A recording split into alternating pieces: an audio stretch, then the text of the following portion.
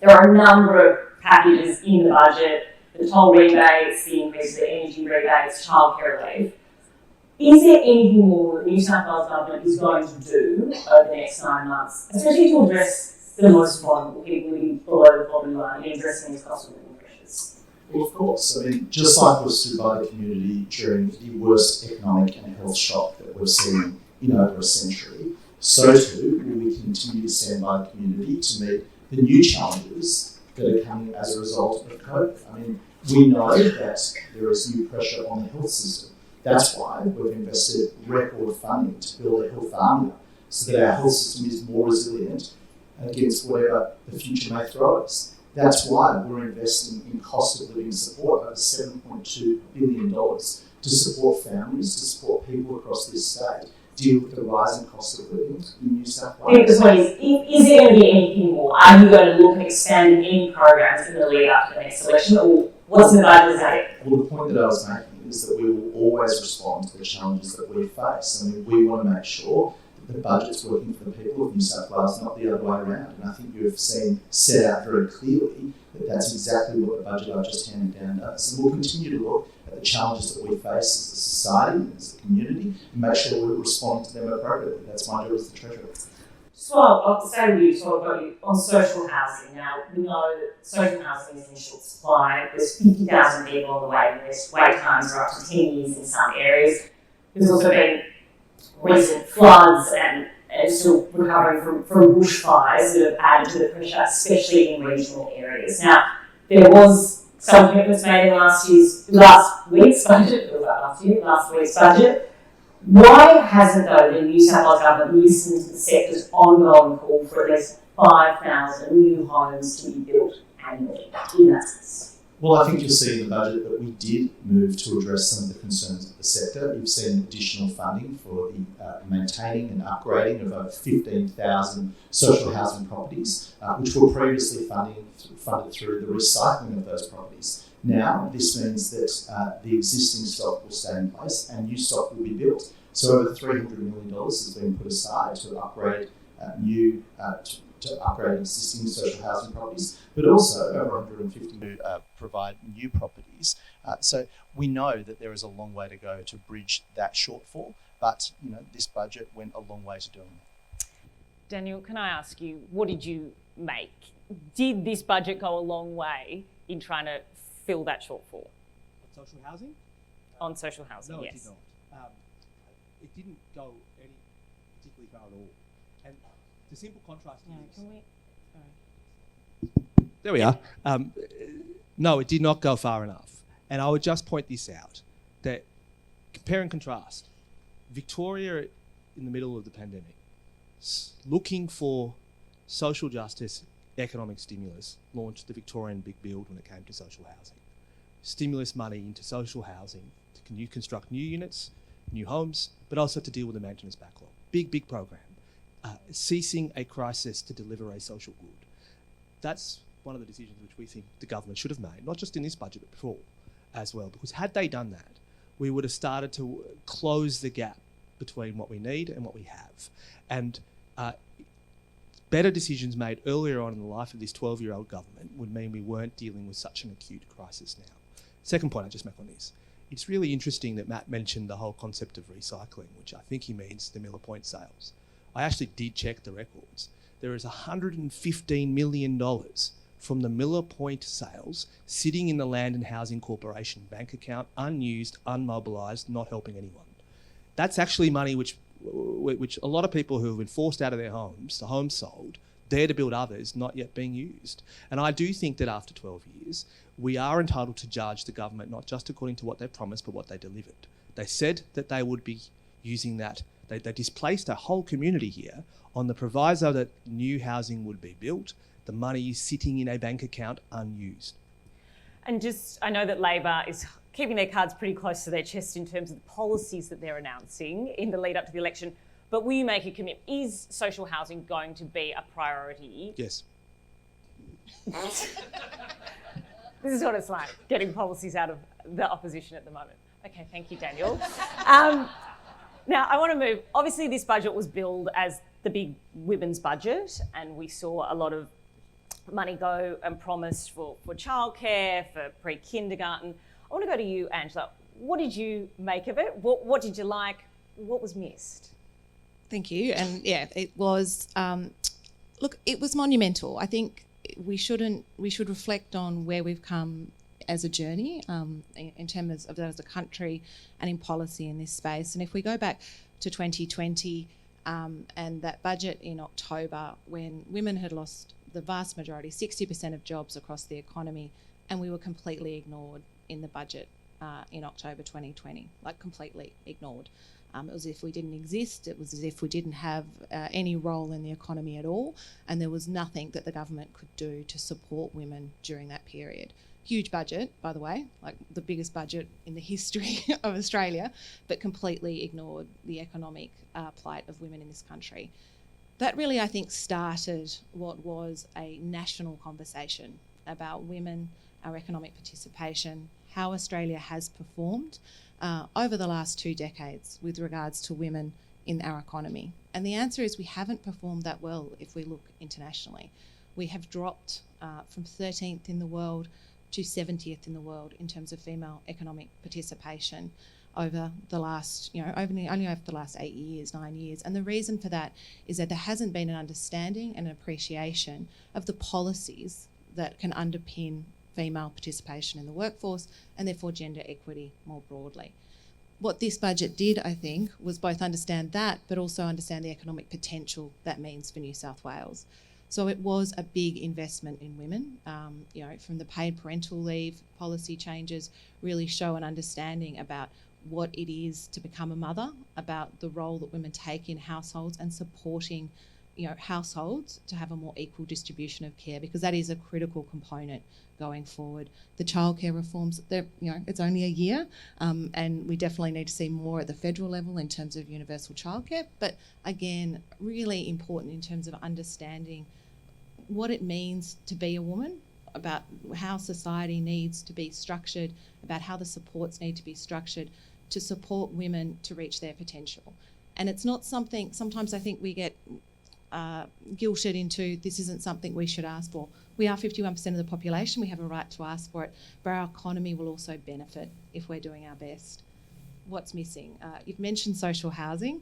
It is a big one. We did work last year for NCOSS as well around women fleeing domestic violence and where they go. 2,400 women in New South Wales in a year return to a violent partner because they have nowhere to go, because there is not enough social housing. It's as simple as that. Women are returning to violent relationships, to harm with their children because there is inadequate social housing. That can be fixed, right? That is solvable. Those lives can be improved, but we must build more social housing. There simply isn't the stock.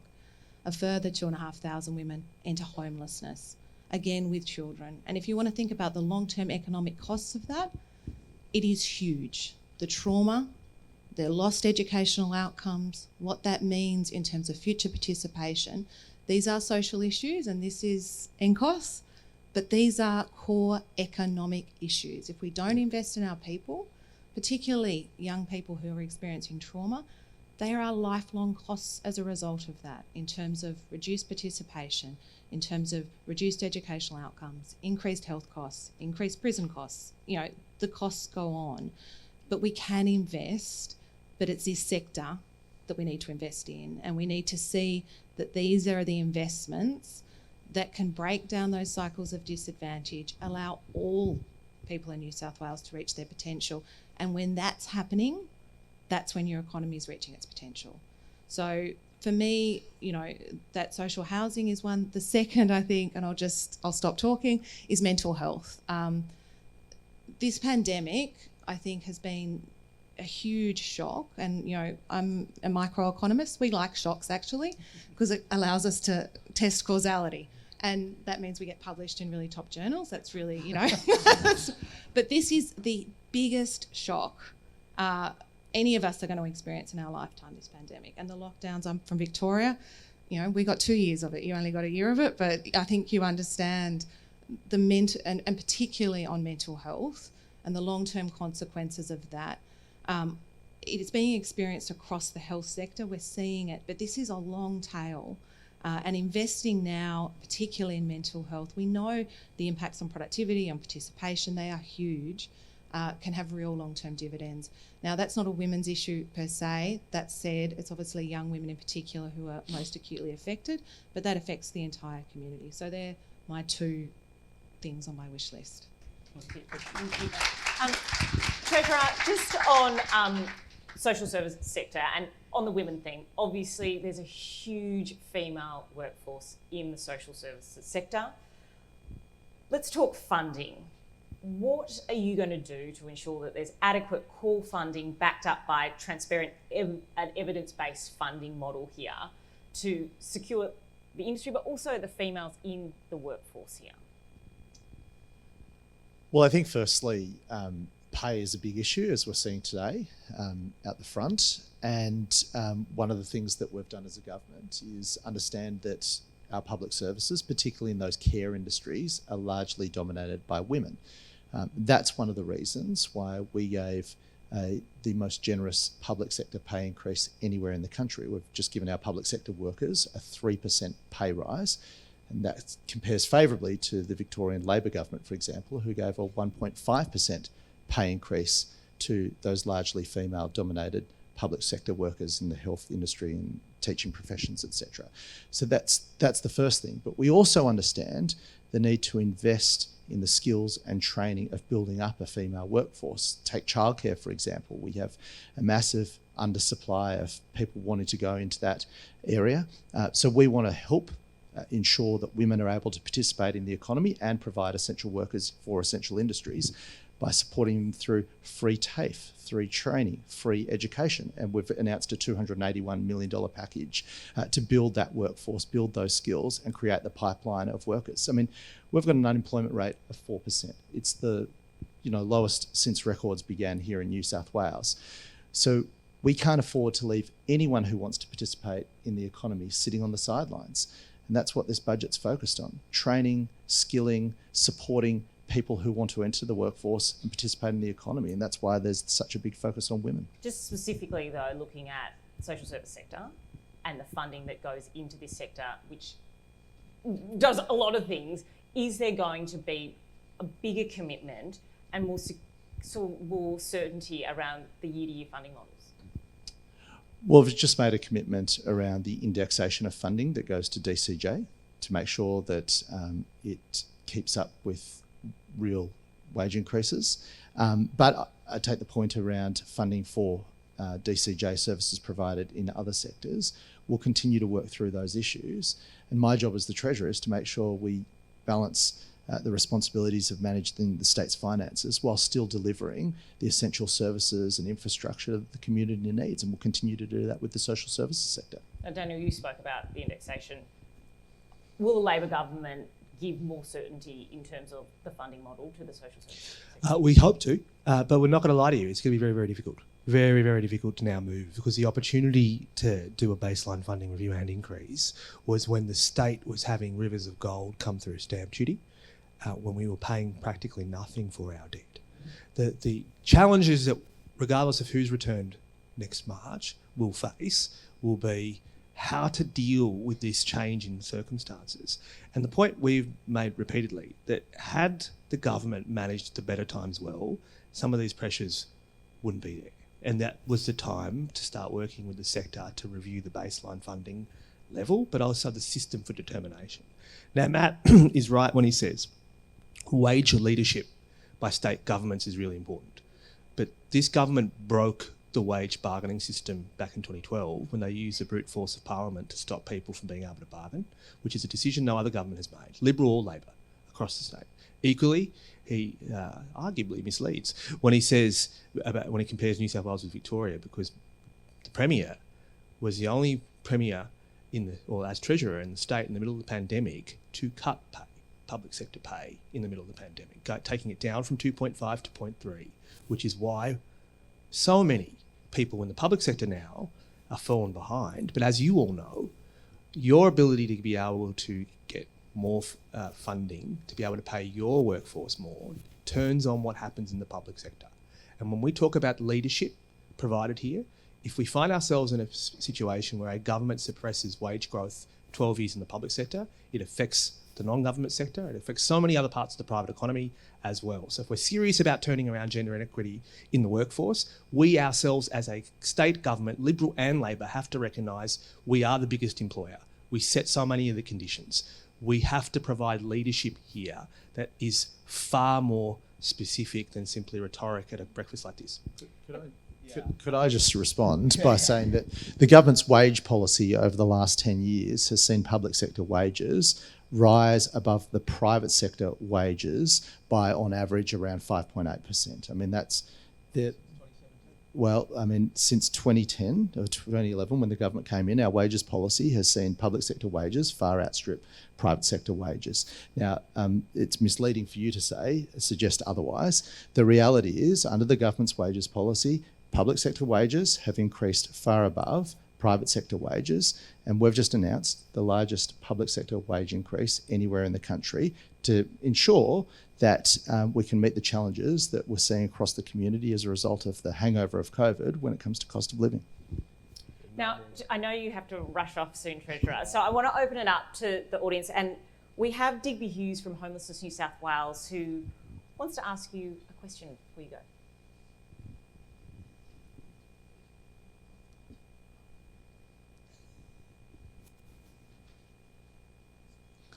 Hi, Treasurer, how are you going? Good to see you, Digby. Oh, that long time. Long time friends. So, hi to your dad. Sector-wide communication with the Department of Communities and Justice. You've heard a lot about this, about the indexation. Yeah, but it's gone out informing the sector that DCJ would provide eligible service providers, with active contracts 5.5%, which is, appreciated. However, community legal centres have also received advice from legal aid, and they're also part of the stronger communities, part, led by DCJ, that their indexation rate is yet to be confirmed. And this is on top of rates of indexation for programs funded by health and fair trading being set at a much lower rate, 1.3%.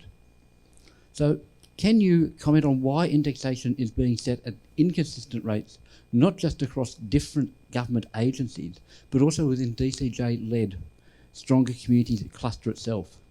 Services on the ground face similar rising costs, and essential NGO services who have done the hard yards should be able to count on consistent and adequate annual indexation, regardless of which agency they're funded by.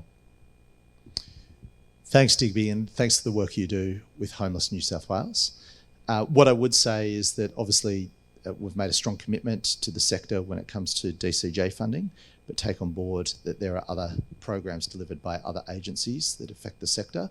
So we're working through that. Legal aid I can speak to specifically. It's really important. I'm working with the Attorney General and we're looking to rectify some of the issues there.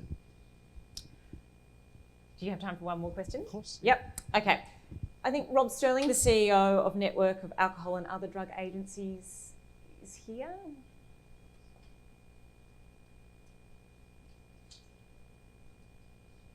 Thank you very much.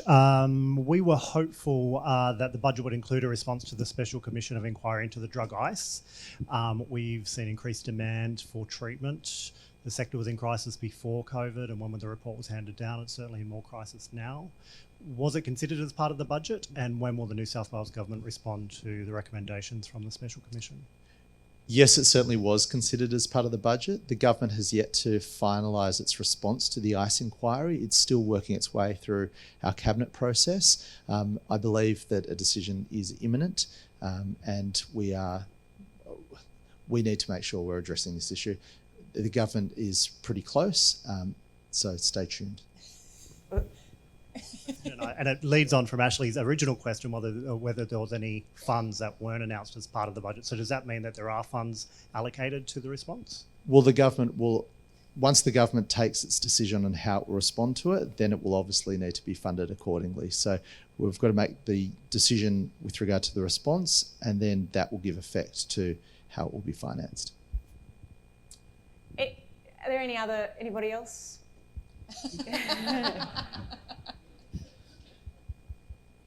You were asking for that. Debbie Georgopoulos from the Women's Housing Company. Can I start by congratulating you on the budget? It's amazing that we had a women's budget in 2022 given the 5 years and the lead up to that. So from a women's perspective, thank you very much. I don't want to make this an either or, but I do want to raise the issue of housing, because all of those amazing initiatives for women, and they are long-term investments in our future, are going to be stifled by the lack of affordable housing. Home ownership, the private rental market, they are all almost impossible for a lot of the women that we assist.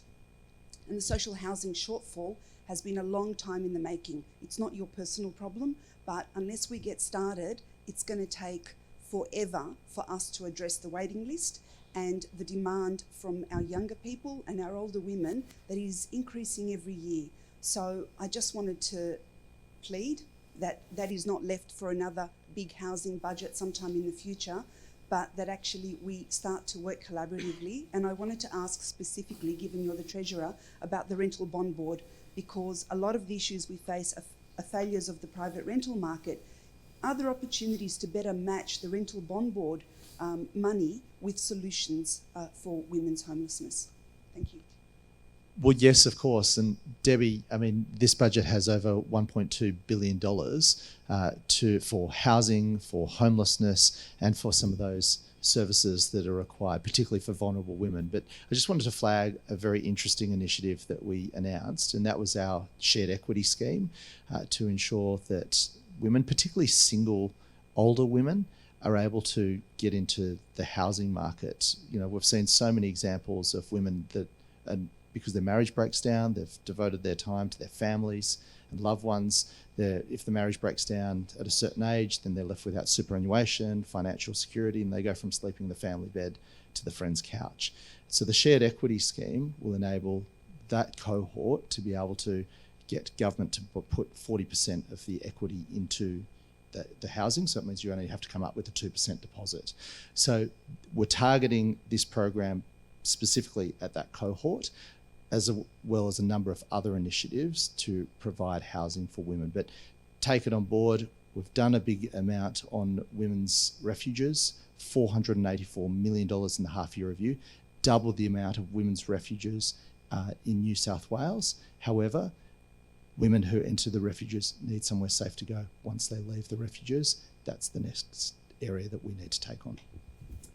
And we have time for one more question. No. Wendy Knight from Nunyajarjum, up on the far north coast. Can we just briefly, I know you guys have got to get going, the 5.5%, thumbs up, thank you. But realistically, as an ACO, when we're trying to meet the FIC recommendations, Premier's priorities, and closing the gap, it's not going far enough. And in terms of social housing, we had highest rates of homelessness and risk of homelessness prior to the big water. Now we're seeing even more families living in cars, tents.